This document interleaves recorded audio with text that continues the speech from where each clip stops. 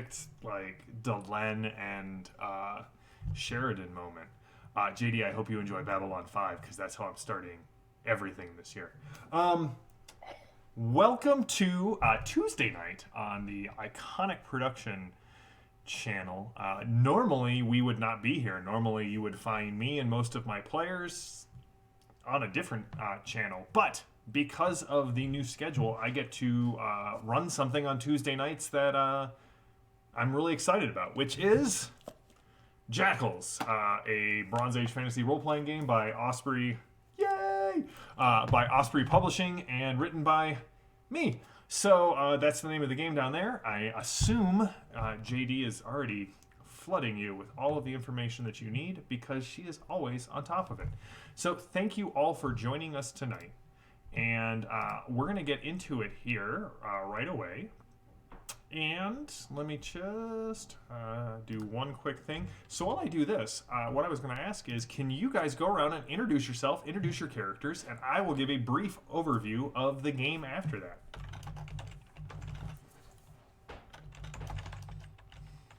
Becca, why don't you start? So, my name is Becca. I am a longtime Jackals fan, multiple-time player. First-time caller. Not the well, no. I'm here a lot on this channel. It's fine. Yeah. So huzzah, Jackals. I'm playing Athenia, a Melkoni warrior priestess. And I'm super excited because I usually play Gare because Gare are the best. And yeah, what else do you want me to say? Just give us a little insight into your character. Some insight into her. She and her family moved to Kroryla, a Melkoni outpost on the edge of the war roads. And a few years ago, her father was killed because he was in the wrong place at the wrong time. And due to the massive amounts of refugees flooding the area, Athenia wants to keep her family safe, and so has gone out to become a jackal in order to secure fortune so that we can continue to live peacefully. Awesome. Yep. Now, if you haven't, if you are just new to the channel tonight, Becca runs an amazing game of Call of Cthulhu on Monday nights. Recently joined by Jenny. Jenny, why don't you go and introduce... Now, if you followed the last Jackal stream, 3 of these characters will be quite familiar to you. Jenny, why don't you introduce your character and yourself, and we'll... you just joined our Call of Cthulhu game, so I'm hoping that this month I can get you onto the iconic patron video so we can talk about joining the Call of Cthulhu game. But I'm not going to put you on the spot here for that. Okay. Well, hi guys. I'm Jenny. I have been around for a while now. I think it's over a year. I mostly play D&D on Friday nights with Josh and the It Gets Worse crew. Last night I played with Becca Call of Cthulhu, and that was awesome and fantastic, and I can't believe she let me join her game, and it's wonderful. But tonight I am going to be playing Mariette, who is a Gare Hekis, and she is a jackal because the Gare are obviously the best culture out there, and it's her job to culture the other people who are just sad barbarians. But unfortunately, Gare don't like Hekis very much, so it's really sad when the best people in the world want nothing to do with you, and you just have to hang out with, normal people. But it's fine. We'll make the best of it. Probably going to be missing my Melkoni buddy from our last stream, but I'm eager to meet a new face in Becca's character. Maddie, why don't you go next? Great. So I'm Maddie. So Tuesdays I'm usually here playing Torg, playing a variety of delightful characters. And then Thursdays for Fading Suns. So it's nice to mix things up, get back into the world of Jackals, similar to Becca, longtime player, multiple characters. Yeah, loving everything about it. I don't think Gare the best culture, but we don't have to get into that. I am playing Famia, a Luwathi. I just completely blanked on the name. Kahar, there it is. She is out on the war road because she was serving in the temple in Amino Nawani and heard the voice of Alwayn tell her to go. So she doesn't really know what she's doing or where she's going. She was just told to go. So she is trying to find answers and trying to not offend anyone or misstep in the process. And last but not least, Alice, will you go ahead and give us your introduction? Yeah, I'm Alice. I'm usually around on Thursday nights in Fading Suns with Maddie and Becca. Really happy to be here playing Jackals again. I'm playing Tawara. She's a Luwathi Hashir. She was trained at the Scriptorum in Amina Noani, left there to become a Jackal after losing some people close to her. And she's mostly just focused on learning as much as she can, kind of following up on her Scriptorum training, but wanted to be on the move for a while. Awesome. All right, so we're going to get started picking up several weeks after the last adventure that we were, that you guys were on. The Birth of the Jackal adventure that we ran on the stream here, not I mean, a while ago. It doesn't feel like that long ago to me, but you know, I enjoy getting the chance to run Jackals. So this is the northern end of the War Road. Jackals takes place in a land called the Zaharets, the Land of Rising. This is a map of the northern end of that. When we last played, the group was down by Amina Nawani, this capital of the northern city-states of the Luwathi people. A people who have been recently freed. They freed themselves from almost a half a millennia of oppression by the Takan, these beast-like creatures that inhabit the world of Calypsis, which is where this game takes place. Now, Jackals are people who, well,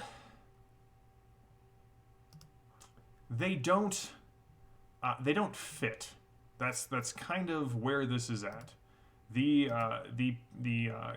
people of the Zaharets are very focused on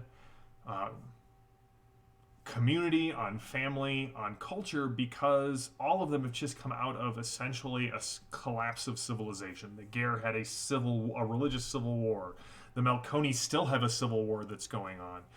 The Luwathi were enslaved, and across the mountains, the Trauj have sort of lived in constant warfare.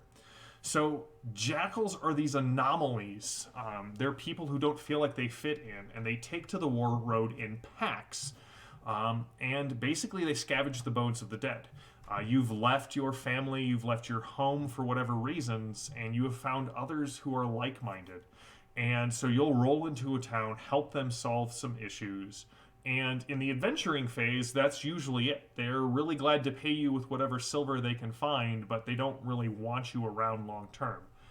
That is, of course, unless you spend downtime at the town and there's this transition from being an itinerant wanderer into being a member of the community.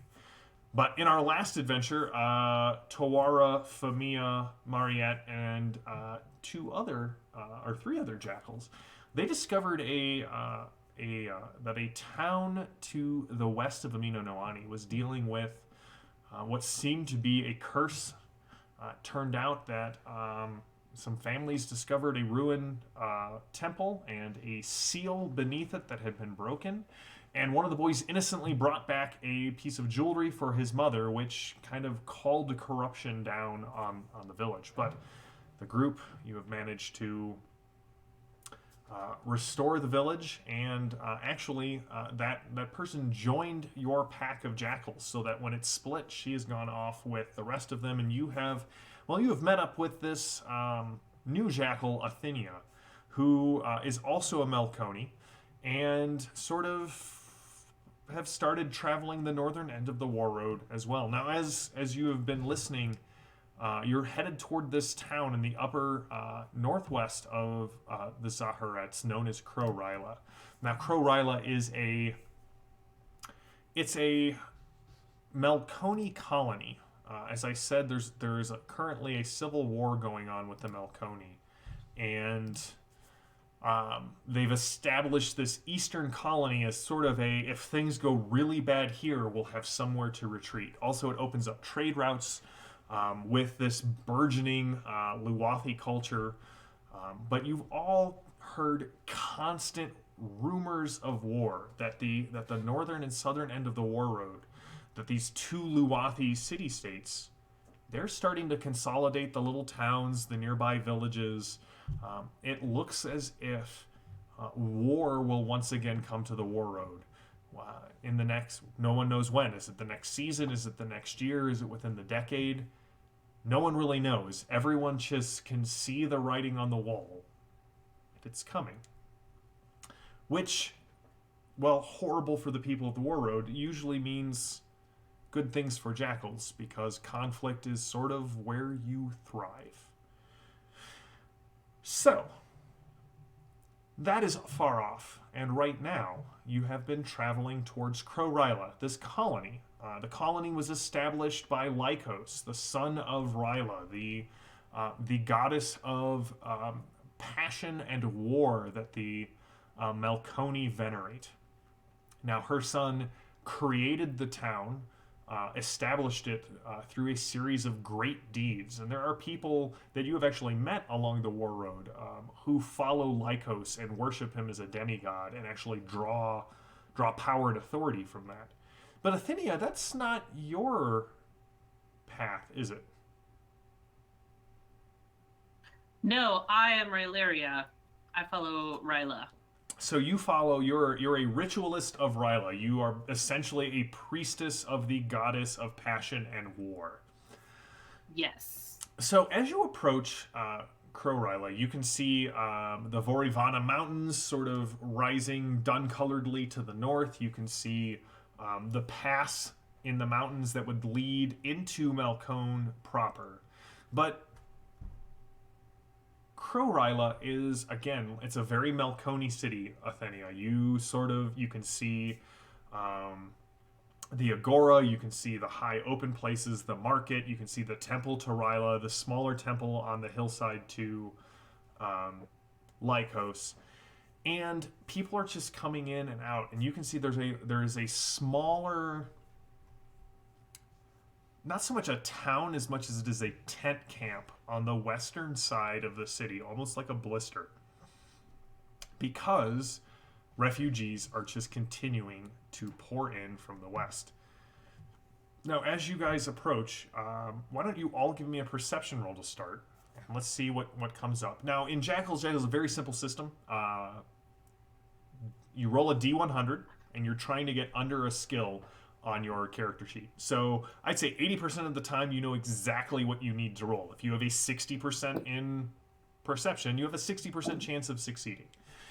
The other thing to remember is if at any point you roll doubles, which includes triple zeros, so we'll call them matches. That is either a critical success or failure, depending on whether you would have succeeded or failed on that. So, anybody, let's start off with anybody fail. Everybody succeeded? Anybody crit? Yes. All right. 77 out of 80. Ooh.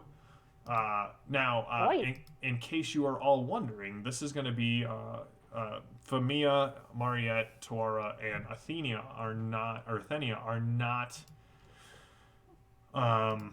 starting characters. They all have some experience under their belt. They have some advancements, which works a little like XP. and you all have passive advancements from your skills that you have used during the game. So, with everyone succeeding, you can hear there's definitely a commotion in the tent camp as you approach, kind of from the southwest. The road kind of curved up and around a hill. There is a large group of citizens in kind of the sort of the white clothes of Malcone. Some of them have different colors kind of dyed into tunics and that sort of thing. There are a group of Malcone soldiers. You clearly identify them, large spear, massive Malcone figure 8 shield, and sort of a bronze breastplate and crested boar's helm. And you can see that they are trying to push their way through. The gate is unguarded at this point. The gate guards have been drawn off by this commotion. And Tuara, you hear, "It's too late! He's dead!"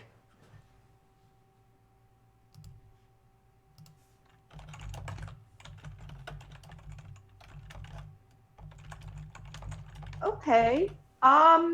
That sounds like something we should be interested in. So I'll point it out and start heading over in that direction.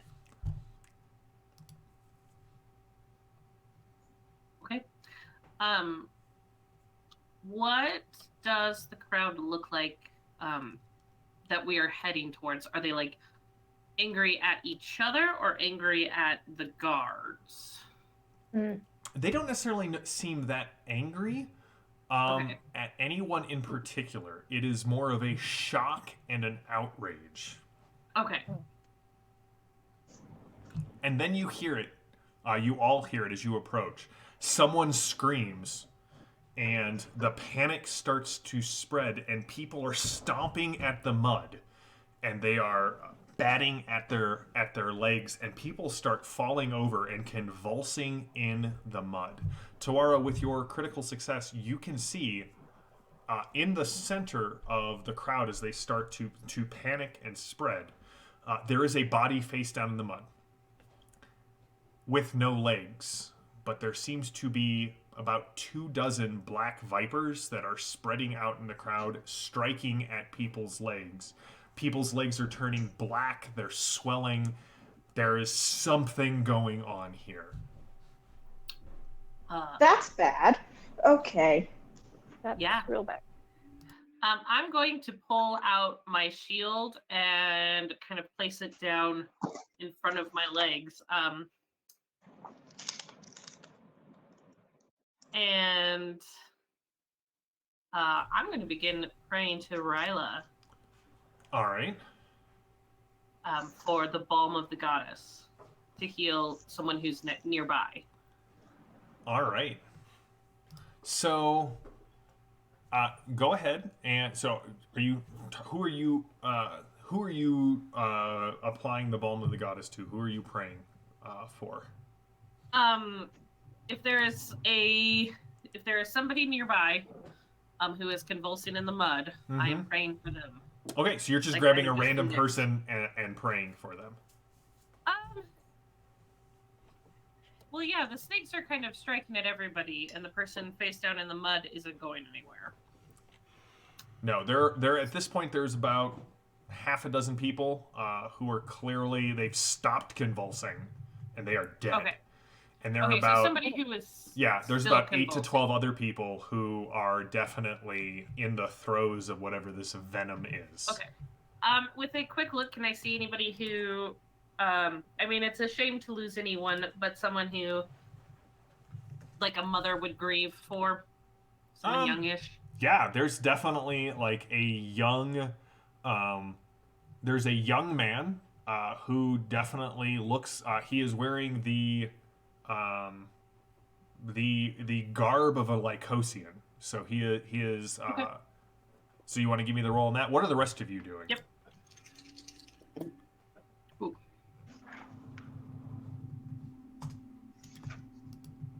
Are the snakes still a real and present danger, or have they disappeared? They seem to be a real and present danger, but some of them are starting to burrow into the ground.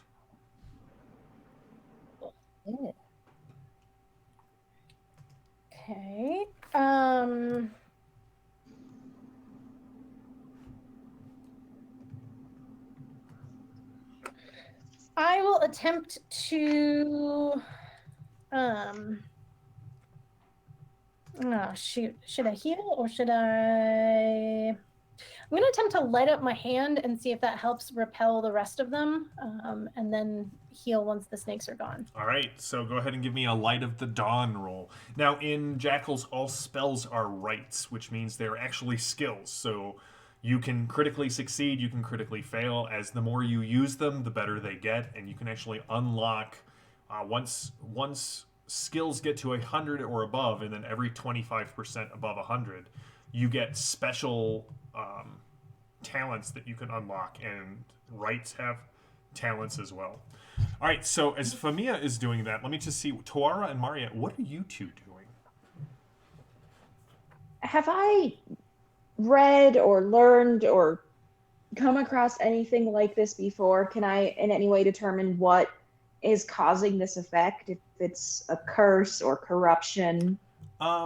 All right, so I'm going to ask you a question. Are you trying to figure out what you know from like Malconi lore, or just kind of how you understand the world as it works?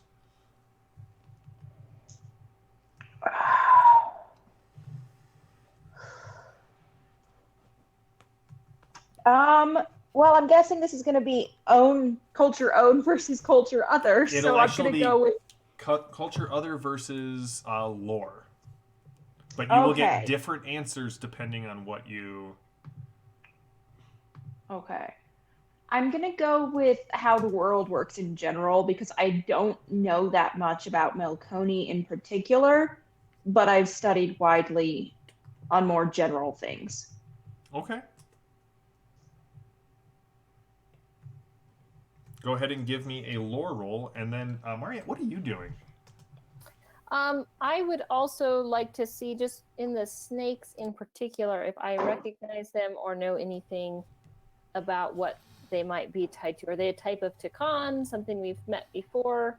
Okay, you can give me a lore roll as well. I'm going to cycle back around. So at this point, like I said, it's now an even dozen people are in the throes of convulsion. 6 have already died. The snakes are starting to... They're dispersing, but as they're dispersing, as Tuara... So one of the things that I love about Jackals is the let it ride rule. So until the scene changes, you only have to make one roll. And if it's good, it lasts. And if it's bad, it lasts. So Tuara, you can see that as the things sort of dig into the mud, they kind of disappear. You can't really tell if they're disappearing into the mud or they're just disappearing. Athenia, what did you get from your... I got a 63 out of 67, so I was successful. Okay, and don't forget, if you are successful at a skill, to go ahead and put a check mark next to it so that you can check for passive advancements at the end of the evening. All right, so you sit down next to this person, and... Or I'm crouched with my shield kind of between us and the snakes. Okay. You lay your hands on this person, and you invoke the right of... You would think I would remember all of these as I wrote these. The Balm of the Goddess. And it seems to help them a little bit, but not as much as you may have hoped. But their breathing does become a little bit easier, and they pass out. The young man passes out. Famia, did you succeed on your Light of the Dawn roll?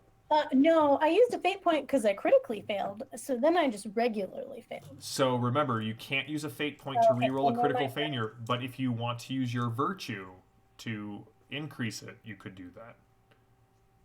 To increase it? Remember, you can increase it. You can basically use it. So every culture has a series of virtues they get to pick from, and if you can apply it once per adventure, it will increase. Yeah, I'll use it. Okay. So it's just a failure. It's just a failure. You keep your fate point. So here's the question, though. So because it fails, I lose half of the devotion points, but it's only 1 devotion point. So do I lose half of a devotion point? It'll be 1 devotion point that it costs you. All right, so you see Famia step forward and hold out her hand, and several people stop because it's done so forcefully, but nothing else happens. Tawara and Mariette, what did you get? I got a 29 out of 53, so that's a success. Okay. And Mariette, did you succeed? No, I failed. All right. So, Tawara, you were asking specifically what you would know about things like this. You have heard that some of those who follow the twisted path can conjure snakes from their arms, but those tend to be tattoos. You also know that the magic of the East is referred to as the Serpent's Path, and those who follow it follow the Serpent's standard. But you have not really heard anything about, like, somebody's legs turning into serpents and spreading. However, you don't recognize the type of snake. It is not native to the Zaharets, and they seem to be incredibly venomous for this to be happening so quickly. At this point, as you've kind of helped people, you can see several of the two guards have speared several of the snakes.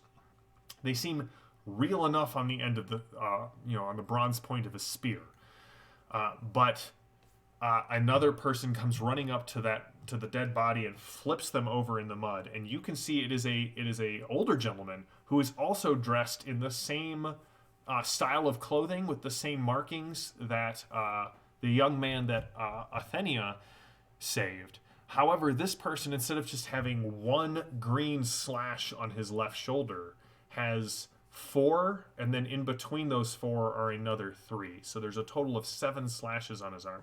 He is dead. His skin is slowly turning purple and swelling. Again, no legs whatsoever. And several people kind of step back.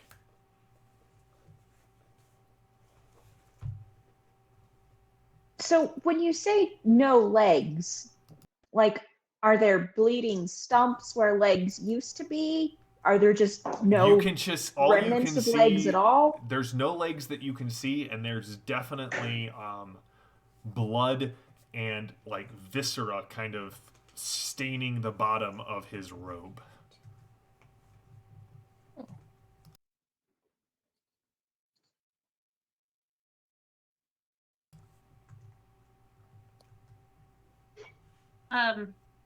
Are the guards still here?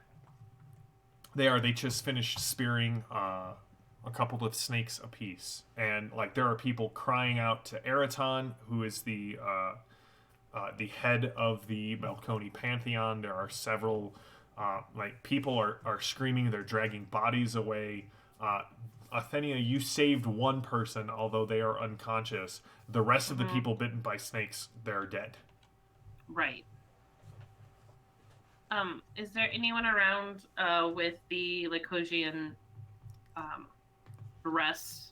No, just the young man you saved and the old man who is dead. Okay. Okay.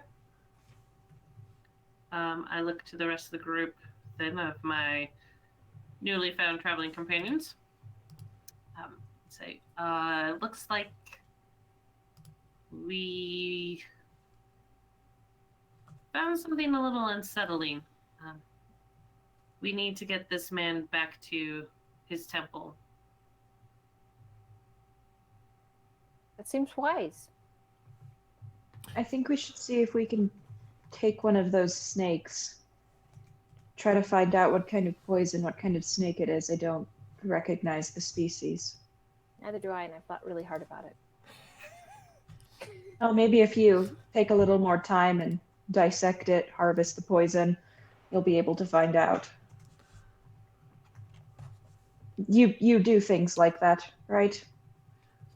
The snakes? No. No, you. But Never mind. In general. All right. Can I get one? Do you want to? The only one that you can see are on the end of the guard's spears, and they are currently like shaking it off. You should get it. Yeah. While Mariette is tracking down a snake on a stick, can we ask anyone who's left if they saw, see if there's any witnesses to what happened? Did anyone see how it started, or was everyone who was close just gone? Why don't you give me, as you go looking around, why don't you give me an influence check, Famia? Mariette, you're going to try and get one of the snakes off the ground. Are you just boldly picking it up, or are you just... Oh, no. I will ask politely one of the guards who has one on his spear. I will ask if he might transfer it to my dagger so that I can see if we can help this poor young man who seems about to die. Are you a physician? Yes. Yes. I like how everyone else in the game was nodding. Mariette, the next time someone asks you if you're a god, you say yes. Yes, just say yes to whatever they ask if you are. Of a Sort sort, it out I later. Are you taking? Are you taking Well, him? my young friend there has managed to keep him from bleeding out or dying or... Oh, priestess. Yes, yes. If you are with one of the Rylarea here, and he holds out his spear.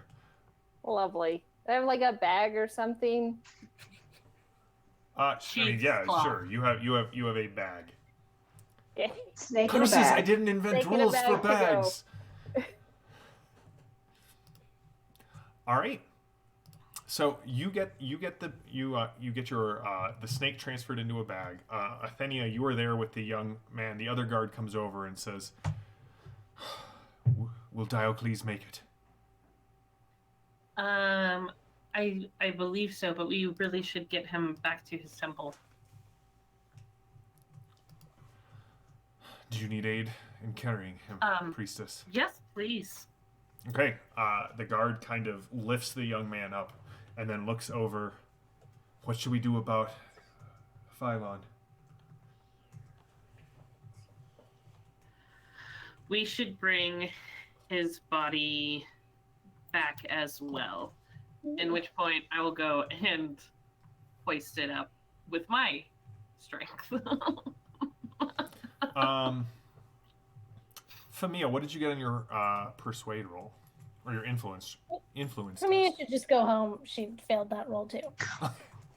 As you kind of go No. around, it does seem as if the people who kind of witnessed what was going on were the ones that the snakes killed. But one person does let you know. The Lycosians, the old man, he recognized someone in the crowd.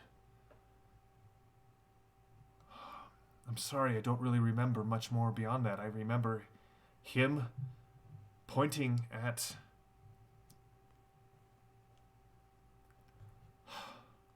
I'm sorry. He pointed at someone and yelled. I wasn't really paying attention. It sounded like someone's name. And the next thing I know, he screamed and fell down as if his legs had been cut out from under him. And then all of Tartarus broke free.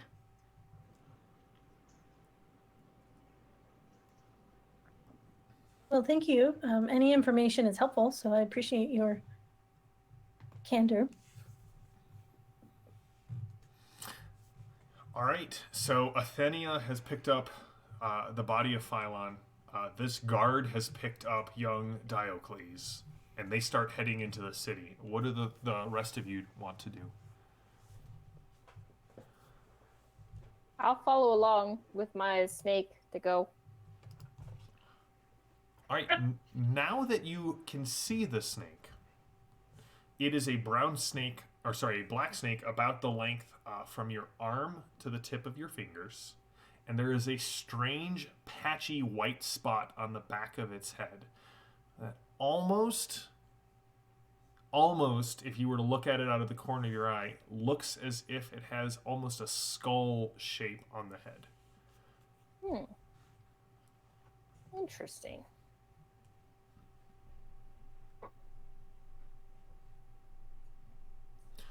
All right.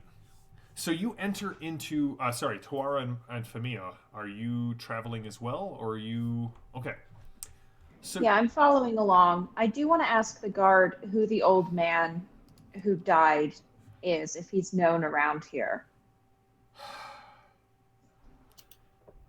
Indeed. So as you kind of you head past these massive stone gate or stone walls, gates that lead up. You can see that the main center of this town is a large hill that has the temples of the Malcone gods and goddesses. Several pine trees kind of dart the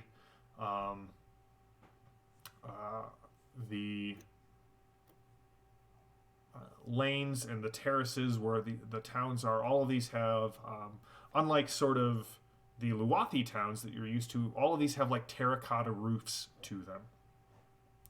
And you can hear the sounds of, again, children playing and people shouting, merchants selling their wares. You can also see in a small open area, there are several men and women in white robes that seem to be debating things back and forth. And there's large crowds that are just there to watch. It's just there to watch people talk to Aura. It seems very strange to you. But you're clearly heading towards these broad white steps that kind of lead up to the first tier of this temple palace.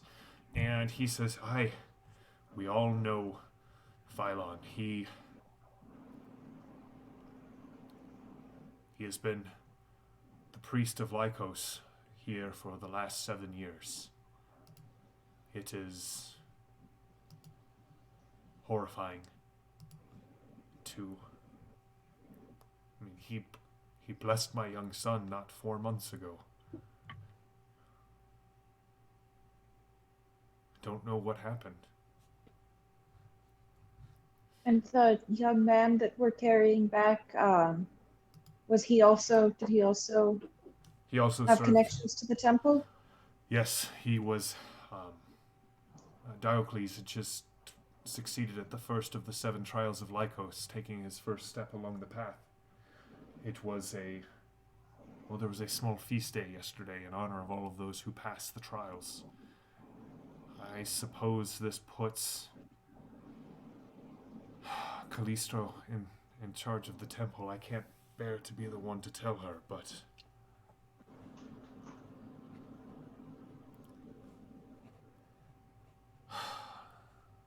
And she is... She is Phylon's... She's the only other ranking priestess of Lycos in all of Kroryla. The years have not been kind. There have been many incidents around the city. We're working to establish a new town for all of the refugees, but it has been difficult as there have been creatures in the forest who have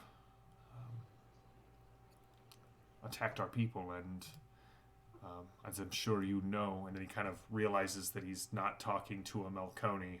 Well, perhaps not.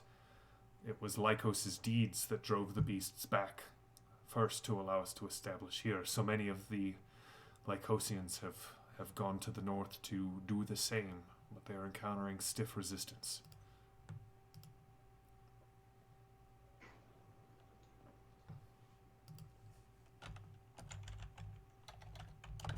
Oh, I am sorry for your loss. I thank you. I don't know why you would aid us, but I do appreciate it.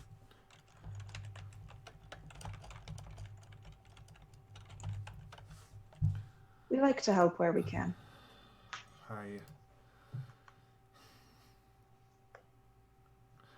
I will let Glycera know that. And they kind of, like, you kind of come up the main steps, the broad steps. You're guessing, Tawara and Famia, that 8 wagons across could drive up these, aside from the fact that they're steps. And so kind of off the main path is the temple to Lycos, and then there's a series of steps that go up about another 40 feet, and that's the magnificent Pantheon, with the primary statue of Ryla kind of holding prominence. And as you approach, you can see a ton of people in the same, like, dressed the same as the 2 people you carry. Some of them they all have between, like, 2 and 5 of these markings on their shoulder. Save for one woman, young, late 20s, very high cheekbones, long black hair that's kind of drawn into braids that hang down past her waist. She approaches. You can see that she has a pair of javelins in one hand and a small bronze capped scepter in the other, and she's kind of shouting orders. I have felt it. He is dead. We must go save who we can. And as she looks at you, you guys hear the ring of bronze on stone as she just, like, drops her weapons and kind of sinks to her knees, looking at Athenia, who is carrying Phylon. Oh my gods.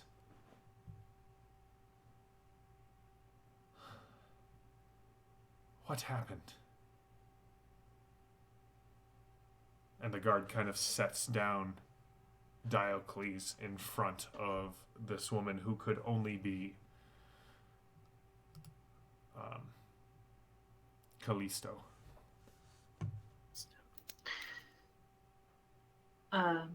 There was an incident apparently filled with corruption down outside the walls. Famia, and I'll gesture towards our Kahar, discovered that Phylon had recognized someone, and in the moment of recognition, he was struck down, and black snakes flooded the area. Diocles was bitten, but I think he's going to make it, as long as he's continued to be cared for. I am sorry for your loss. She turns to one of the acolytes. Go, bring a poultice of Akalana and Bloodleaf. Now, hurry! And the young lad just goes running. Please, thank you, priestess. Please bring the snake and him and at this point, like, Phylon is not just dead, but the poisons have sort of ripped through his system, and it is not a pleasant or pretty sight. You can see the swelling and the bruising around multiple bites, and his eyes have kind of glazed over, like, with some sort of milky fluid. Please bring them all. I will see to all of you, but we must treat with Diocles, and I must see that serpent. And she turns around and she leads you through this magnificent marble hall, and you can see that all of the statues in this hall are of the same person. Athenia, you recognize Lycos immediately, and they're each of the 7 trials that Lycos kind of did to prove his divinity, to prove his mother was who he says his mother was, Ryla, and enabled him to basically ascend to Eraton's court after his death. So you see Lycos defeating the Nycillus, bringing peace to warring families, raising the walls of Kroryla in a single night, bringing the sacred flame of Ryla to the temple, slaying Takan, so many Takan that he mixed their blood into the mortar of the streets of the city. him tricking the daughters of Ceenon and then turning himself and the daughters into stone. And you know that those 4 stone menhirs are still on the northern side of the city to this day. And Kallisto kind of leads you through the temple into a small chamber where there are a number of cots, there are bowls of water, there are several Chismelconi who, like, one's hands are just covered in blood all the way up to his elbows, and he's washing them off with water. And she says, "Please, we must save Diocles. I am putting him in your care. I must speak with those who witnessed what was going on." The guy kind of... She turns. "Who are you? And what path led you here to my temple?" I am Athenia. And these are my Jackals companions. And it was by the will of the goddess. I recognize you as from Gerwa. Yes, I'm Mariette. And your 2 companions are Luwathi. Yeah, but they don't like it when I talk for them.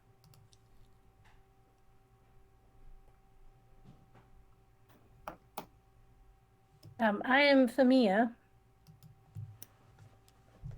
And Tuara. What happened? How did Phylon die?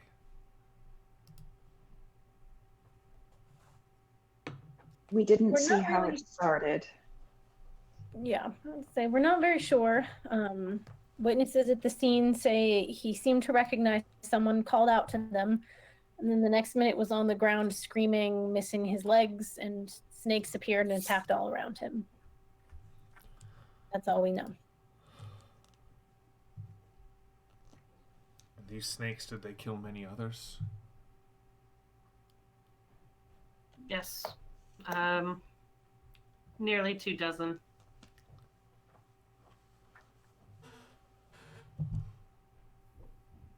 May I? Yes, of course.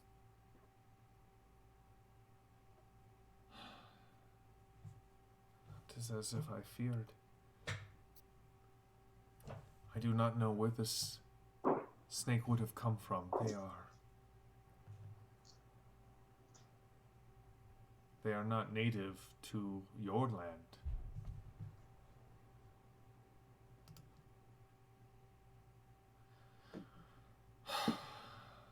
They are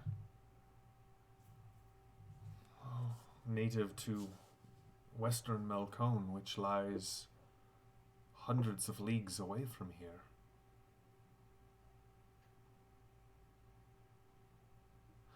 We'd received several of these heads over the last 10 days. At first we thought they were a bizarre offering, but we started to find them deeper and deeper in the temple, and Phylon was worried about something, but he would not share it with me. He would lock himself in the rooms with Diocles for hours, poring over the scrolls.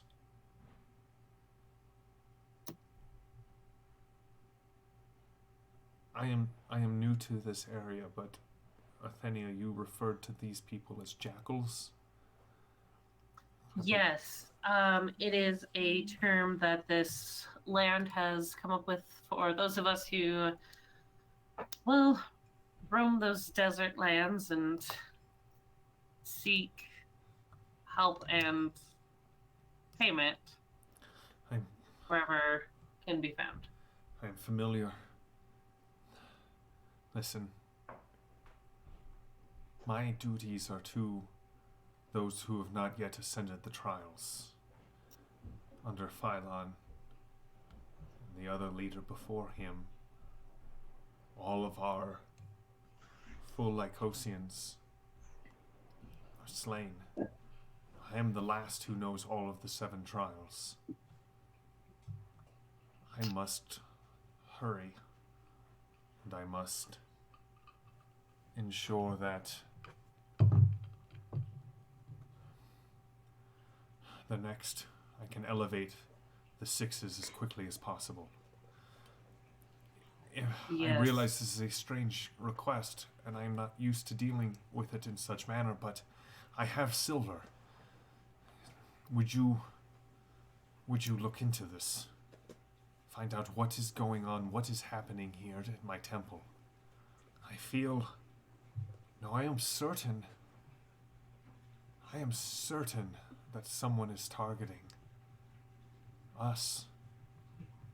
The last 3 years, it seems as if all of the high-ranking Lycosians are disappearing. They're being attacked. They're being slain. We retreated to the walls of our temple to ensure that Lycos' teachings would be passed on, but now it may be paranoia. It may be metanoia. I don't know. But I believe there is someone who is targeting us.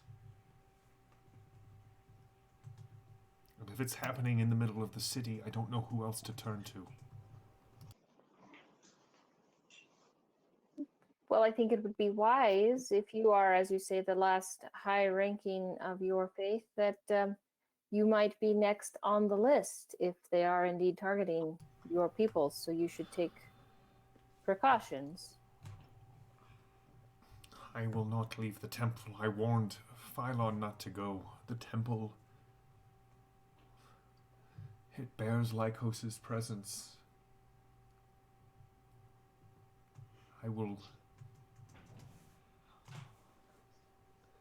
I'll speak with Heracles. The guard who brought you here. I trust him. We have journeyed through much of life together.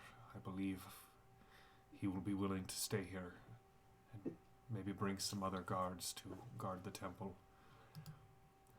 I have no guidance for you. I do not know if Glycera knows or cares. I do not know what Phylon believed he knew. I do not know who is targeting us, but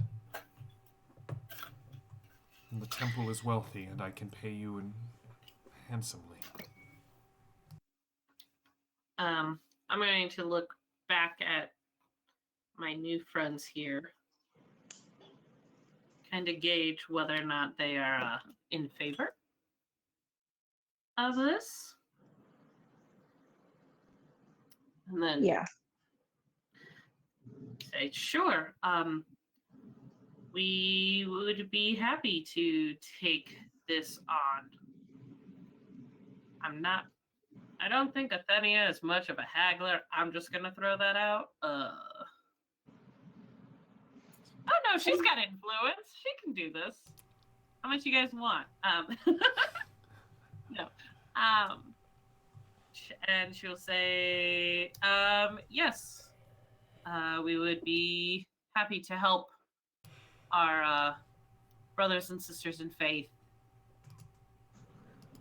Perhaps we can stay here in the temple while we investigate.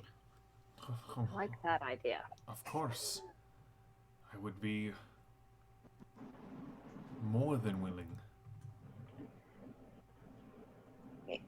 You said that he was spent his last days reading through scrolls, trying to find something in them. Yes, I can take you to his Yes, I'd like to see those if I can. Now. Very well. Please come with me. Okay. All right. She leads you deeper into the temple, past another statue that shows the apotheosis of Lycos. Sort of ascending. It's this carving out of white marble that looks. The base looks roughly human shaped, as if a man was turned to stone, but kind of coming out of it, you can see like the upper body of Lycos as he kind of is being drawn up into Eraton's presence. And she leads you to a small door, and she pushes it open. The symbol of Lycos, drawn on the wall or engraved on the door, and she pushes it open, and you can see there is a small, kind of modest chamber. There's a bed, several tables with scrolls kind of spread out and held down by rocks, and a pair of spearheads, and a very, very nice leaf-bladed sword.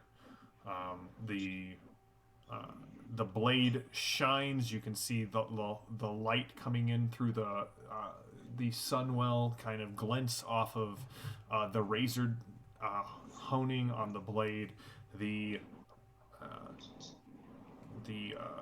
cross piece is not, the pommel it's inlaid with gold and some sort of white metal. The leather is well oiled, almost a red color. And Athenia, you are the one who's probably the most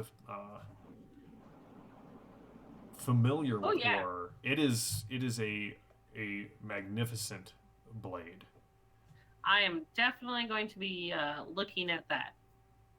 Okay. With not a small gleam in my eye.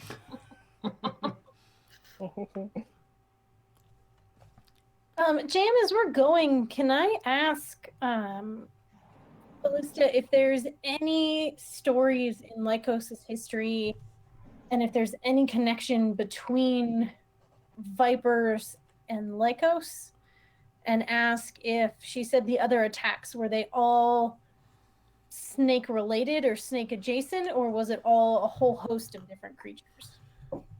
It was a host of different creatures. Those who survived spoke of the Takan, spoke of strange accidents or maladies befalling parties from Kroryla. Natural disasters. Sometimes there were reports of the ground opening up only beneath the Lycosians. Yes, that was Phylon's sword. He had it. His father had it made for him the day he completed the 7th trial. Do you think it would be of use to you?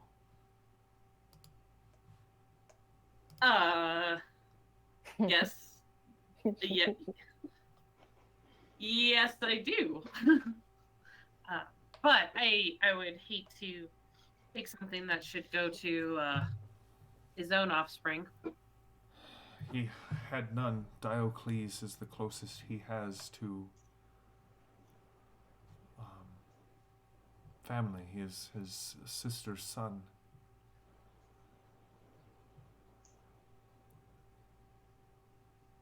If you seek those who killed Phylon, I would loan you this blade until we discover if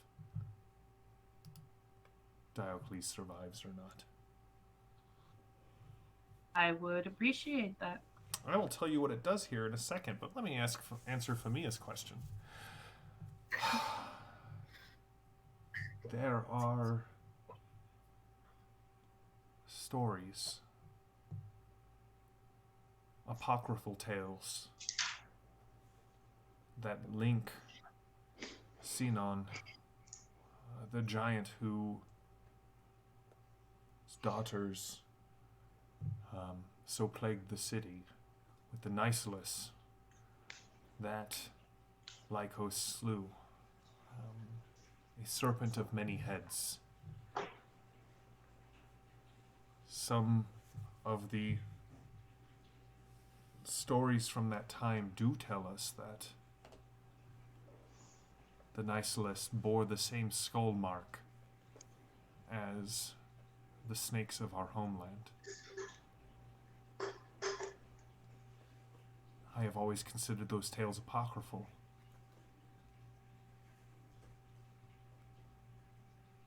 Mainly because, well, as you may imagine, even though this was only perhaps half a century ago, most of the original settlers were killed. It was Lycos who established the city for more colonists to come and settle. He is a great god worthy of following. Perhaps I should have put more faith in the stories. So the daughters had snake heads? Who No. had snake head? No, I don't know. You could check out the statues. There are those who say they see symbols or can read the future. There are several seers down there who I have not put much faith in, but perhaps there is something there. I must go check on Diocles and prepare the temple to be fortified. I will put you in several of the Lycosian cells. They're sadly quite empty. If you need anything, please let me know. I will. So Jam, I'm confused. So there was a giant with daughters that Lycos slew. So Lycos, all right. So there were the 7 trials of Lycos, one of which was, they've never dealt with Ceenon. They've only dealt with the daughters. Like Lycos only dealt with the daughters of this giant. But there are stories that say that that giant is somehow tied to the Nicelis, or in more common terms, the Hydra of this area.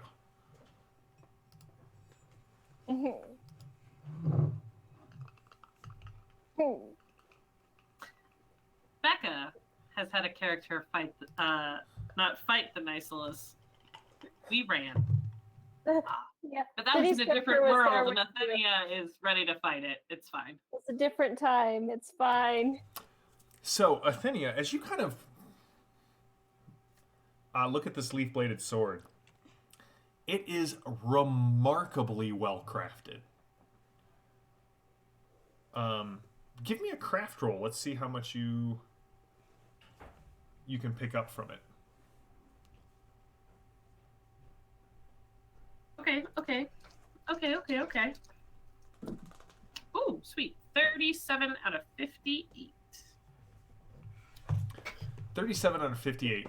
This is some of the best quality This isn't just some of the best forging that you have seen. This is like the pinnacle of Malconi work, according to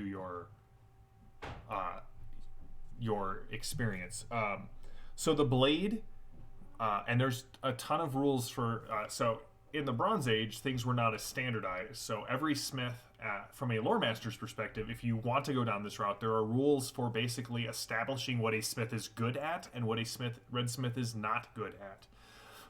And so people can find redsmiths and learn, build their own map of where to go to buy the best types of gear in the War Road. Your campaign will vary. This one, however, Athenia does the base damage on a leaf-bladed sword. Okay. Which is D6. Right? It is a D8. A leaf-bladed sword is a D8. Oh. It is a D8, and I will fix that here in a quick second. It does a D8 plus 1, Additionally, it will provide you with plus 5% to your melee combat because it is so remarkably well balanced. And it will also provide you with a plus 5 to your influence checks because it is so well made that you are able to. It actually increases, like, when people look at you, they see that you have a weapon worth carrying, essentially. Cool. Okay.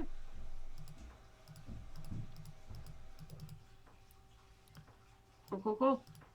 I like this.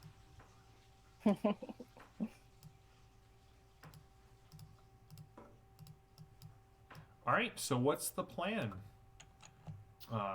My bevy of jackals, which is what we've determined is the term to use for this experience.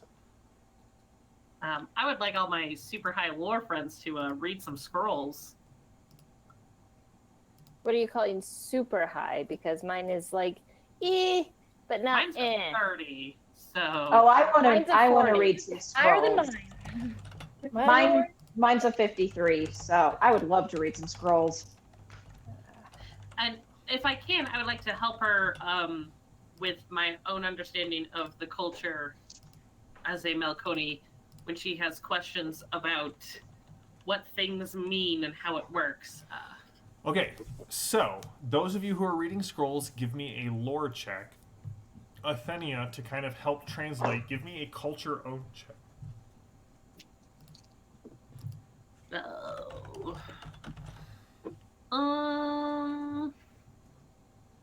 Yeah, I'll use my fate point to reroll.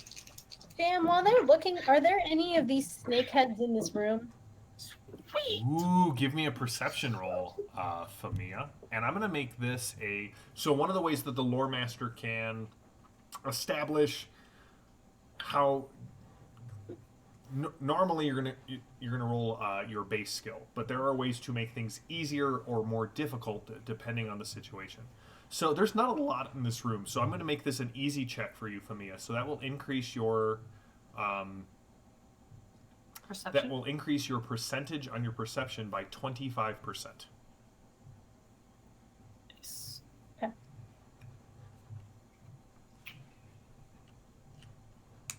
Mariette doesn't read Melkoni, by the way. Did you not? No. While you guys are rolling, I just need to say how grateful I am that you are all excited about playing Jackals. I don't get to run it nearly as often as I want to, and so this is just a joy for me. If you are watching and want to know more about Jackals while rolls are being made, you can go over to the Osprey Games blog. If you follow them on Twitter or Instagram, they posted it today. I'm doing 4 blog posts on Jackals. They've just put up the Jackals character sheets, which you can then download from their website. They've got like a large 2-page version or a 1-page landscape version, both full color and black and white, printer friendly. And again, the book is available on Amazon or directly from Osprey. I have it on good authority that if you ordered it from Osprey, you got it already. Because Osprey is sending them out in advance. I know several people in the chat have purchased them, and I'm just super excited about it. I will keep you guys all posted. We're probably going to do some of these in May when Fall of the Children of Bronze releases, which is a grand campaign that takes place over 9 years. Whew, I'm so excited. Okay, Tawara, did you make your lore roll? I did. Athenia, did you make your culture own roll? With an 11. Ooh, a critical success. Nice. Yeah, I had to spend a fate point. I had failed, and so I spent a fate point and then rolled an 11. Okay, so I'm going to come back to you last because there is a special rule that applies when that happens. Right? It never happens to me. I'm so excited. And then Famia, did you make your perception check? Yep. Okay, so we're going to start with Famia and work counterclockwise around the screens. So, Famia, yeah, there is. In fact, as you're kind of looking around, and you notice that the the stuffed blanket that is kind of like filled with feathers that that Phylon was sleeping on. As you're kind of patting it down, you feel something um, in in the feathers, and as you kind of pull up the edge and kind of reach in, and there are a trio of these snake heads, and they looked as if it's a large one with a smaller one stuffed in its mouth, with a smaller one stuffed in its mouth. Does it look like he had found this, or this was placed there and he hadn't found it This yet? was placed there and he had not found it. Can I maybe grab Mariette while they're digging through skulls and try and run after Philista and check her quarters for snakeheads as well? You may. I will come back. So you grab Mariette and you go kind of running out. Excellent. Or curses, depending on whether you're a player or the lore master. Toara, you're poring over the scrolls. So it is clearly these apocryphal tales that Kallisto was referring to. They actually seem older somehow than the temple, or even than Kroryla. You're not really sure why, but they refer to the giant Ceenon, and how they're actually from. They seem to be from Malcone proper, Athenia. As you're looking at them, these scrolls sort of predate the establishment of Kroryla, and they tell the story of the giant Ceenon. And essentially, the tale that they tell. So, Athenia, were you raised in Malcone and then came to Kroryla, or are you a colonist, kind of born and raised here? I believe I came with my family, and I'm looking at my backstory because that's what a good player does. I want to say that I came with my family to Kroryla from Western Malcone. All right. So, you are familiar with this tale. However, you did not.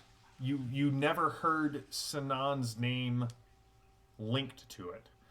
But there is a story in Malcone, and this is the tale that you're reading, Toara, of a young hero, a demigod, a son of Eraton by the name Ajax. And Ajax went out and did what all good demigods of the Pantheon do. And they took the order that the gods started, and they continued to push back the remnants of the previous world. They continued to push back the giants and the minotaurs and the hybrids and the half-breeds, and kind of to establish the rule of law in Malcone. And somewhere along the way, Ajax came into conflict with a giant.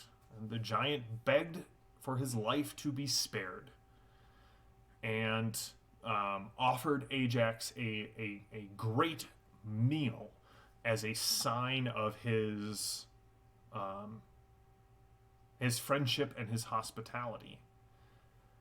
But unknown to Ajax, this crafty giant had taken some of Ajax's family and killed them and boiled them in the stew that he presented to Ajax. And so Ajax unwittingly was cursed by Eraton for consuming the flesh of his own. However, Eraton's justice also extended to this giant, and he was banished to the farthest reaches of the light of the sun. And these scrolls, there are notes in the margin that are also old. Not the margin, but you know what I mean. There are notes, it looks like somebody has written over them. And they link Ceenon to this giant from Old Malcone.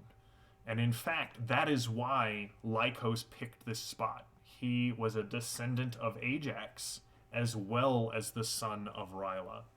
And that is why he came here. Now, he never found Ceenon. He found only Ceenon's children, both those who bore his giantess traits and the one that bore the curse of Eraton upon him, the Nycillus.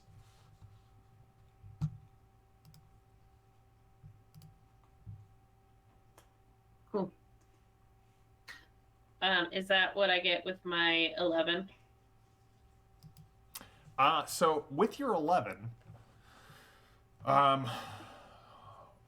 you also know that Ajax was cursed to never ascend to the Pantheon and never to find rest in the life beyond.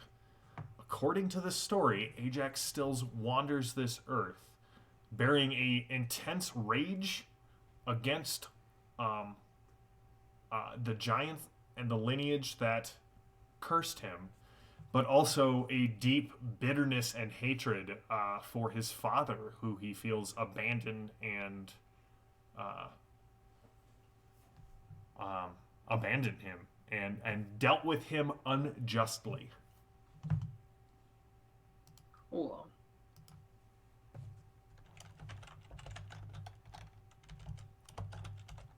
And just a note to the chat, don't worry, Rook, I will hook you up.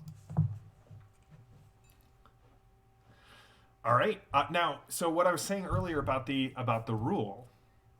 So if you spend a fate point and then critical on your reroll, fate intervenes in some way, and it can awaken an item to greatness. So, Becca, what armor does your character wear?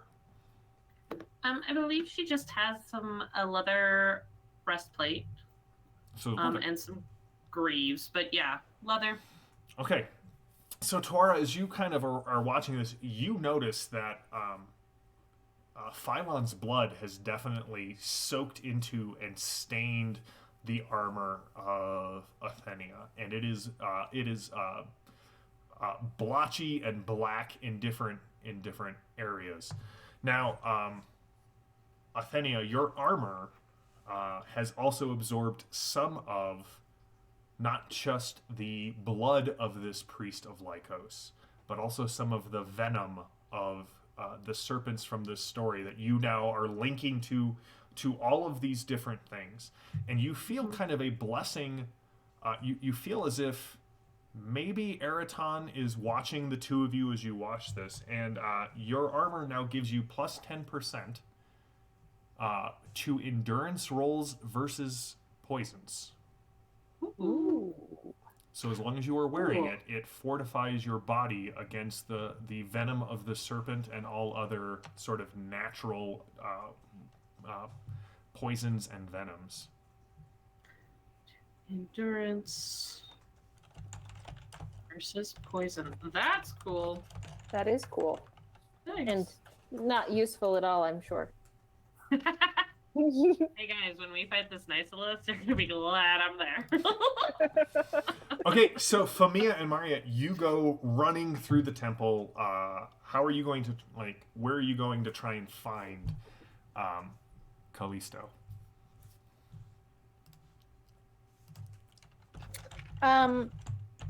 Did she say she was going to talk to Heracles, or was she going to She check was going on... to talk to Heracles, yes.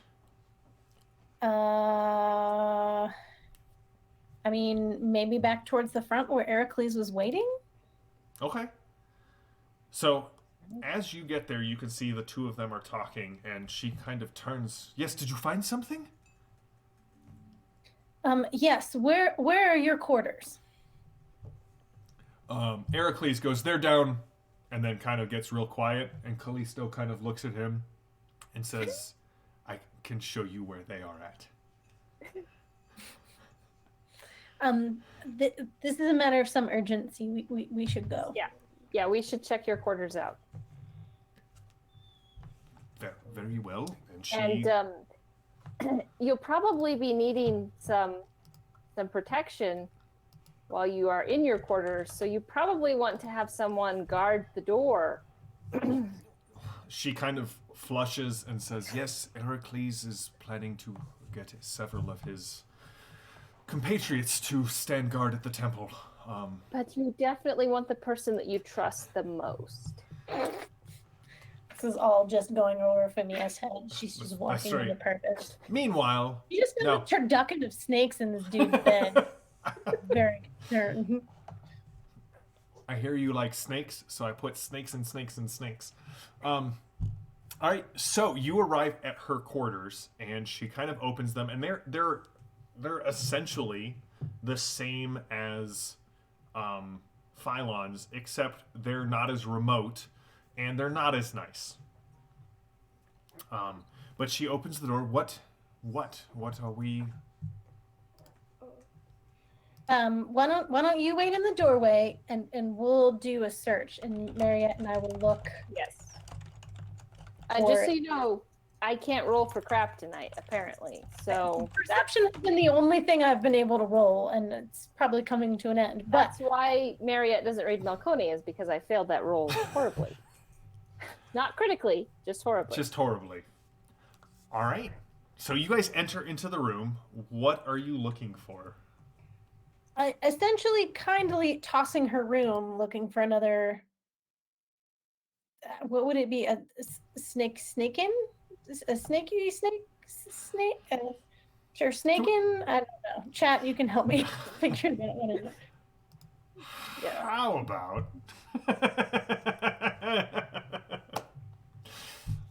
The chat is arguing for Euphemia, saying nothing would go over your head. You would catch it. Your she is pretty are, short, so there's a lot of too room fast. All right. So you start patting down the priestess's bed. Mm-hmm. Possibly one of the weirdest things I have said in a Jackals game. Save for all of the moments between Josh and Becca's characters. Yeah, exactly. I was like, really, Jam? Really? This is the weirdest. There's been weirder. And you find another one of these. You find a lump about the same size as the one that you have. But you hear this hiss come from the bed, and the thing moves under your hand. Ew.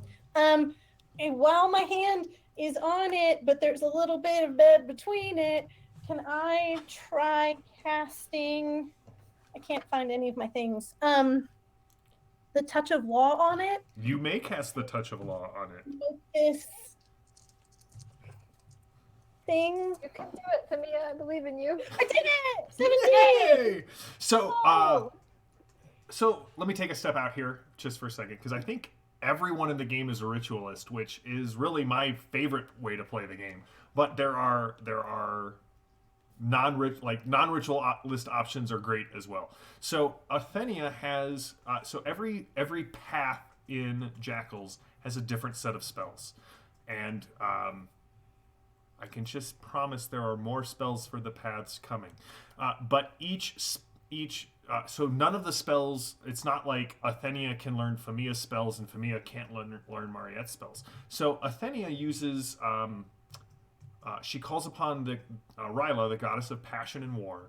She can stoke her allies' valor. She can increase their willpower by making them very passionate about or against something. She can imbue her own weapons with the power of the goddess or make herself stronger. Toara is a lore master of the Luathi. So the Luathi lost so much of their history and culture that there is this group of people who just go out into the world and gather information and store it and learn to apply it. So Toara, as a lore master, can speak any language. She can strike her staff on the ground and put up a blinding flash.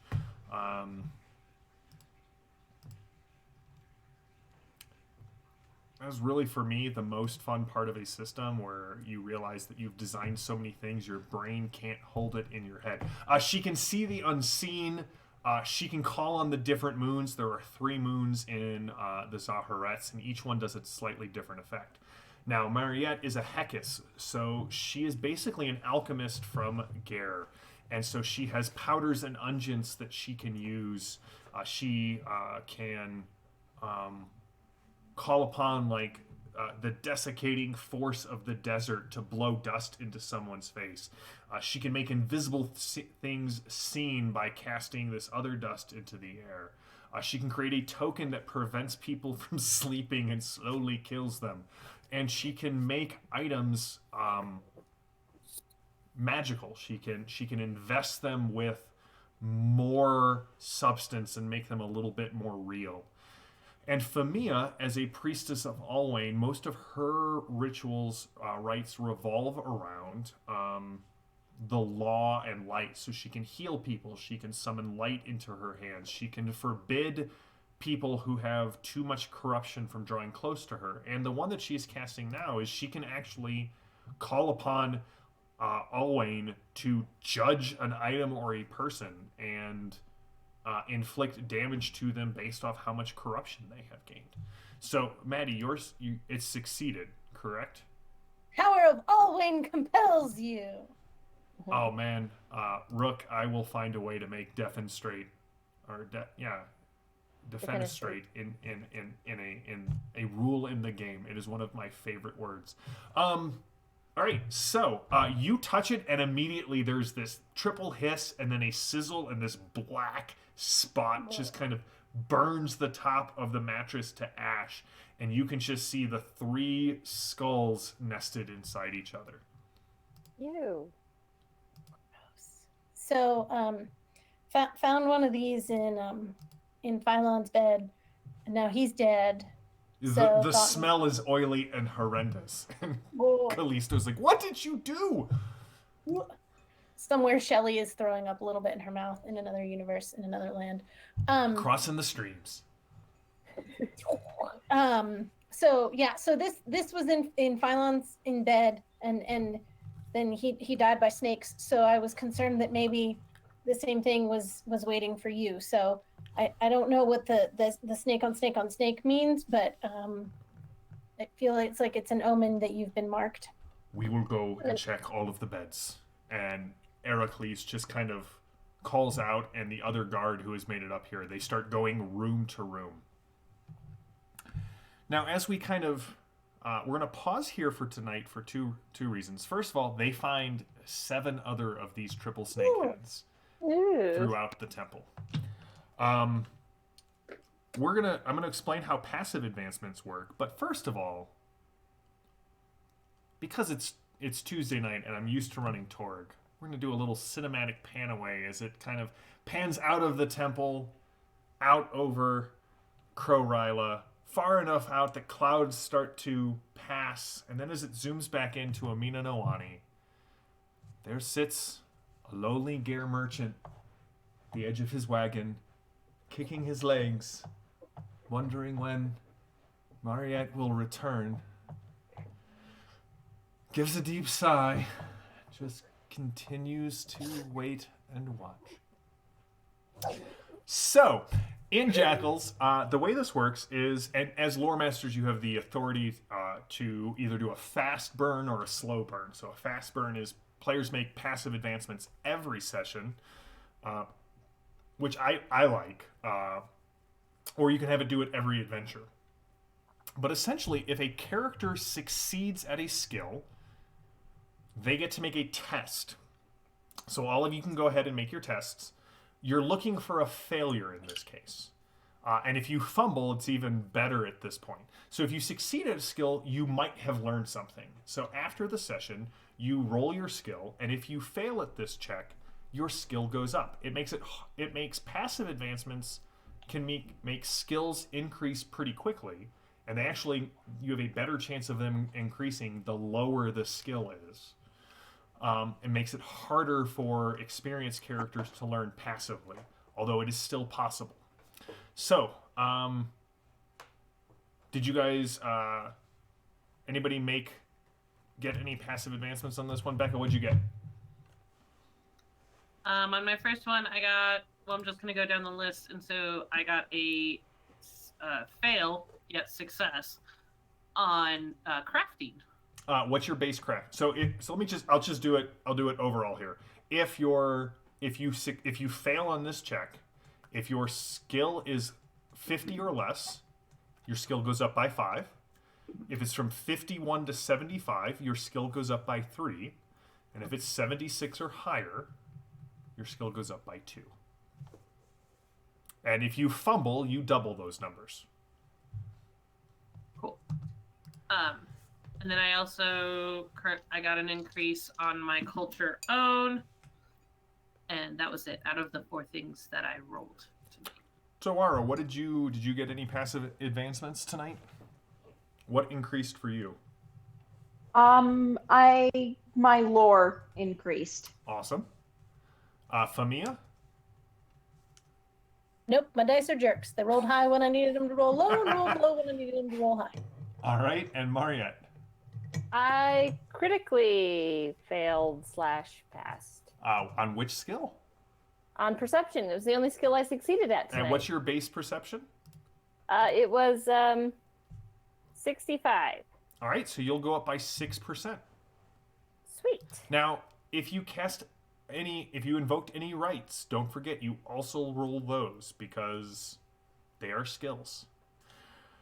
So, thank you all for watching and joining chat. It was amazing to see all of you. I did not know how many people would show up for this. I was just excited to run some Jackals, so it is very cool to see all of you. We will be back in 2 weeks. So basically between now and the end of March, every other week we're going to be playing Jackals. We're going to be running this adventure. This is another one that I'm writing up to release as a PDF to provide more adventures in the world of Jackals. So, Becca, Alice, Maddie, and Jenny, thank you so much for joining me. I love running games for you, and I love that you guys are so invested in Jackals. Chat, thank you so much. Thanks to Kelly, who did all of this amazing art. We will have links to her portfolio and her website. She just does, I love it. Thanks to JD and Phantom for all of your hard work behind the scenes. And thanks to Phantom and Rook and to all of our patrons, especially to Phantom and Rook, but to all of our patrons, we could not do things like this without you. We couldn't get cool games going. So just, again, thank you so much. Check out Becca's amazing Call of Cthulhu game, now with 100% more Jenny. She's playing a happy character, which is just a delight to watch. Check out It Gets Worse, our 5th edition game, on Friday nights with Josh. It's going to get worse. Josh delivers on his promises. And then you can always find us next week on the Ulysses International channel, Torg Tuesdays, Fading Suns Thursdays. We're going to have to get Jenny to guest star for an arc on one of those two when you have time. So until next time, stay safe, stay healthy, stay gaming. Thank you all for watching. You can check out Jackals previews on the Osprey Games website. You can pre-order on Osprey. You can pre-order that and Fall of the Children of Bronze, both on Osprey and on Amazon. So until next time, again, stay safe, stay healthy, stay gaming. I am JM, your lore master, and this is a bevy of Jackals. We'll see you in 2 weeks.